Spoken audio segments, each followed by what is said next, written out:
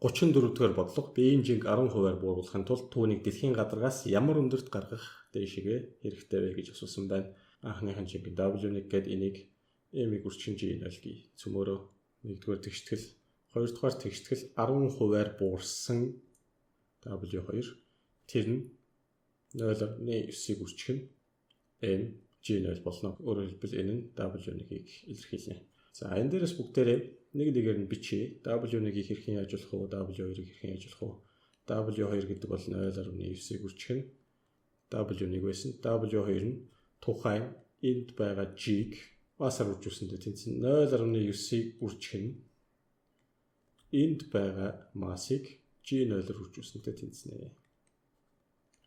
Ингээд массууд нь хурагдлаа. Өөрөөр хэлбэл G маань 0.9 G0 байж 10%-аар буурах нь байна гэсэн.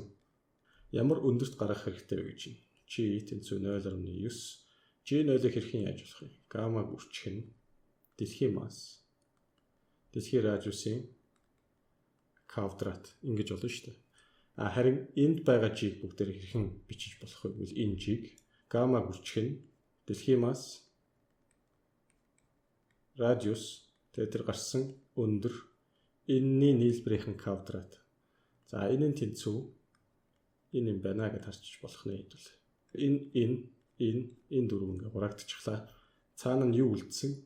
Дэлхийн радиусын квадрат тэнцүү радиус дээр нэмэх нь хаашийн квадрат 0.9 нь хайцсан. Энэ дэвш 0.9-ийг энтэй дагуулад өгчхүү дэр. Гой дагаж үзүү гэдэг шиг энд дагуулад өгчих бүгдээрээ. Ингээд 0.9 дэлхийн радиусын квадрат нэмэх нь 1.8 дэлхийн радиус хааш нэмэх нь 0.9 хаашийн квадрат байх нэ. Окей, бүгдээрээ хаашийг болгож байгаа. 0.9 хааш квадрат нэмэх нь 1.8 дэлхийн радиус хааш ийшээ хасагдаад орж ирнэ. Хасах 0.1 радиусын квадрат тэнцүү. Ингээ хаашийг болох юм бол ойролцоогоор 345 км гарнаа залуусаа. 35 дахь бодлогыг бодъё. Дэлхийн нарны хоорондох аль цагт дэлхийгээс хөрсөн буужинд үйлчлэх дүнгийн хүч тэг байх вэ гэж асуусан байна. За тэгвэл энд ингээд нэг юм нар байгаа, дэлхий байгаа, энд өнөөх бие маань байгаа. Энэ гурвыг нэг шулуун дээр ингээд холбочихъя.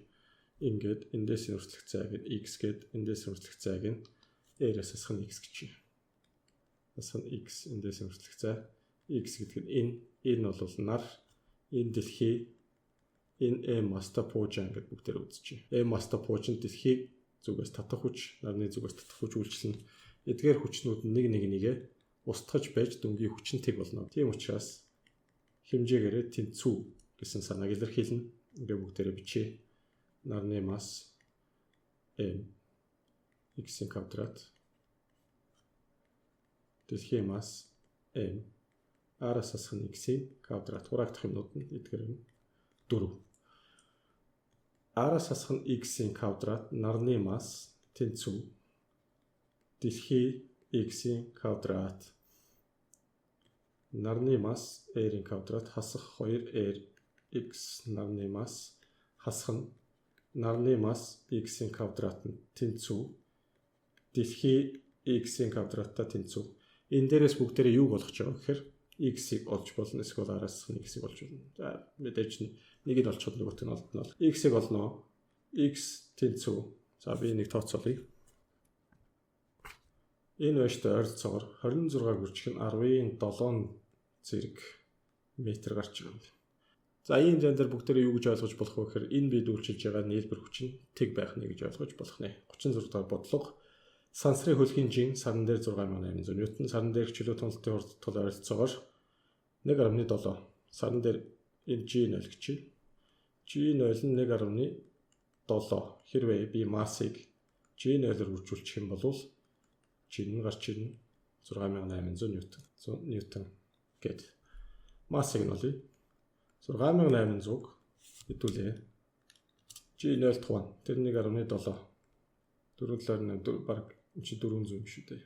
4000 мөн 4000 кг сансрын хөлөгний масс сарны радиустай тэнцүү өндөрт нисэх хөлөгт үйлчлэх гравитац хүчийг болоо. Сарны радиус энийг 1 сарны радиус гэвэл энэ голоос энэ хүртэлх 2 сарны радиус байгаа юм байна. Энд G бүгдээр олъё. G гамма сарны масс 2 сарны радиусыг квадратаар дэвшүүлсэндээ тэнцэнэ. Энэ юутай тэнцэх вэ гэвэл гамма сарны масс 4 RS квадрат гэсэн. За энэ хоёрыг үржүүлээд энэний квадратад хуваасан энэ хэсэг нь юуг харуулах вэ гэвэл тэр 4-ийг оролцуулахгүйгээр G0-ыг харуулна. Тийм учраас G гэдэг бол G0-ыг 4-т хуваасантай тэнцэх нь 4 дахин байгуулах нэ тэр зайд. Чөлөө туналтын хурдтгал нь одоо бүгдээрээ энэ дээрээс G-г олъё. M-ийг үржих нь G массыг сая 4000 гэдээ олчихсон. G0-ыг хуваах нь 4. Ингээд энэ 1000 гарах нь 1000-ыг 1.7-оор үржүүлээд 1700 ньютон хүчээр татах нэ.